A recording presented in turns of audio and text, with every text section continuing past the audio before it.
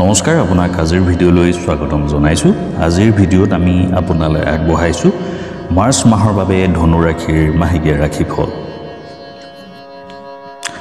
March মাহে সাধাৰণতে আপোনাক মিশ্ৰিত ফল দিব পাৰে।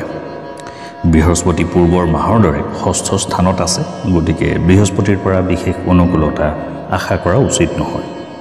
শনি তৃতীয় স্থানত থকাৰ বাবে সাধাৰণতে আপোনাক অনুকূল ফল দিব। মাহৰ প্ৰথমাৰ্ধত সূৰ্যই অনুকূল ফল দিব পাৰে আৰু দ্বিতীয়াৰ্ধত দুৰ্বল ফল দিব পাৰে। এই মাহত মংগলৰ অৱস্থা বৰ ভাল নহয়।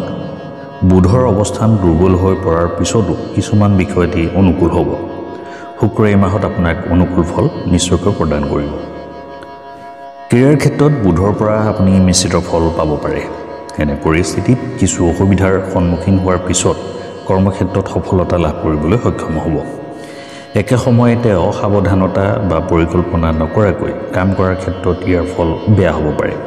সেয়েহে পৰিকল্পিতভাৱে কাম কৰিবলৈ আপুনি চেষ্টা কৰক, কাৰণ এনে কৰিলে আপুনি বৃহস্পতিৰ আশীৰ্বাদ পাব, যিয়ে বুধৰ দুৰ্বলতা দূৰ কৰাত সহায় কৰিব পাৰে আৰু ইয়াৰ ফলত তুলনামূলকভাৱে ভাল হ'ব পাৰে। ব্যৱসায়িক দৃষ্টিকোণৰ পৰা এই মাহটো মধ্যমীয়া হ'ব, কিন্তু ৰাহু কেতু আৰু মংগলৰ প্ৰভাৱৰ লগতে বুধৰ নিম্ন স্থিতিৰ বাবে কোনো ধৰণৰ ব্যৱসায়িক ৰিস্ক লোৱাটো ভাল নহ'ব। যি চলি আছে, যিদৰে আছে তেনেদৰে ৰাখিবলৈ চেষ্টা কৰি থকাটো যুক্তিসংগত হ'ব। এই মাহত চাকৰি কৰা লোকে শুক্ৰৰ শুভ প্ৰভাৱৰ বাবে অনুকূল ফল পাব পাৰে।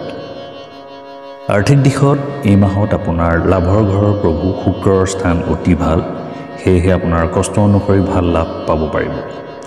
অৰ্থাৎ যি কামেই নকৰক কিয় আপুনি আপোনাৰ শুভ ফল নিশ্চয়কৈ পাব।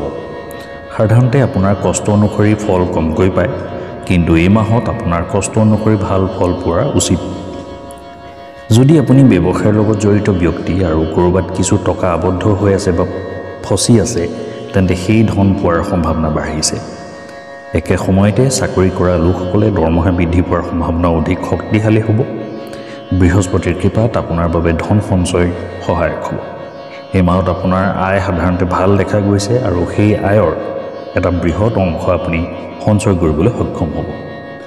মাহৰ শেষৰ ফালে শনিৰ অৱস্থান সলনি হ'লে অৱশ্যে কিছু খৰচ হ'ব পাৰে। প্ৰেমৰ ক্ষেত্ৰত মংগলৰ অৱস্থান এই মাহত বৰ এটা অনুকূল নহয়। এনে পৰিস্থিতিত প্ৰেমৰ সম্পৰ্কত কিছু সমস্যাই দেখা দিব পাৰে। সম্পৰ্কৰ প্ৰতি সচেতন হোৱাটো অতি প্ৰয়োজনীয় হ'ব, অন্যথা আপোনাৰ সম্পৰ্ক বেয়াও হ'ব পাৰে। কিন্তু যদি সম্পূৰ্ণ হৃদয়েৰে সম্পৰ্ক বজাই ৰাখিবলৈ চেষ্টা কৰে, তেন্তে শুক্ৰৰ উচ্চ অৱস্থাই আপোনাক সহায় কৰিব। বৈবাহিক জীৱনত কিছু সমস্যা দেখা পোৱা যাব পাৰে। পাৰস্পৰিক বিবাদৰ সম্ভাৱনাও আছে। ইজনে সিজনৰ ওপৰত অপ্ৰয়োজনীয়ভাৱে খং নকৰিবলৈ চেষ্টা কৰক আৰু তৰ্ক বিতৰ্কৰ সময়ত হিংসাত্মক হোৱাৰ পৰা নিজকে ৰক্ষা কৰাটো গুৰুত্বপূৰ্ণ হ'ব। অপ্ৰয়োজনীয় বিবাদ পৰিহাৰ কৰিব লাগে। যেতিয়া কথাবোৰ বেয়া হৈ যোৱা যেন লাগিব, তেতিয়া আপুনি ইজনে সিজনৰ পৰা আঁতৰি বহি থকাটোৱেই বুদ্ধিমানৰ কাম হ'ব।